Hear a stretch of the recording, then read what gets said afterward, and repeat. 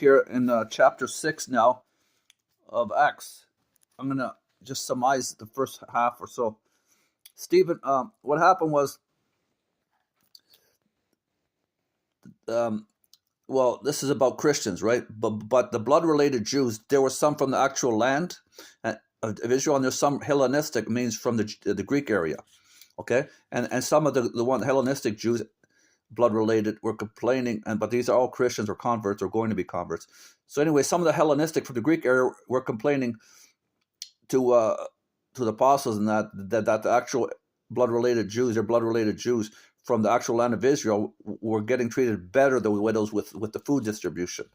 So as Peter, who walked away from the Christian Gentiles, because the blood-related Christians were coming from his blood-related Jews from Israel, showed partiality. They're showing even more partiality to their own Christian Jews, but because they're from Greek and not from the land.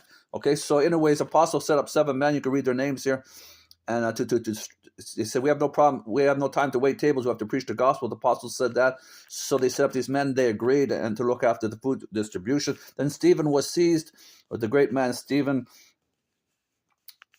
and anyways, opposition. Now Stephen was a man full of grace and power, and did great wonders and miracles too. However, opposition arose, however, from members of the synagogue. Now the Pharisees in the synagogue and freedmen, right? They complained about him, and they couldn't find anything. He was full of wisdom and spoke by whom he spoke, but he could not stand up against the wisdom.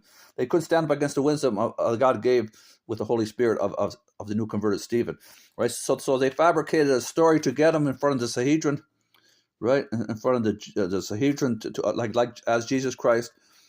And what's coming up in chapter 7 is the long chapter.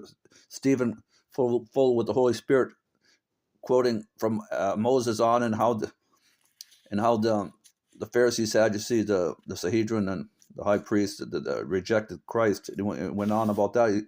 Very smart, as Apostle Paul. Stephen, I don't know to the degree of Apostle Paul, but he was very smart. Then in the end, they said about Stephen, this fellow never stopped speaking against his holy place. After they heard, after they got, they're condemning Stephen. That after they brought him to the Sanhedrin, saying lies. This guy never stopped speaking against the law and this and that, or as they took it wrongly. For we have heard him say that Jesus of Nazareth will destroy this place and change the customs that Moses handed down to us.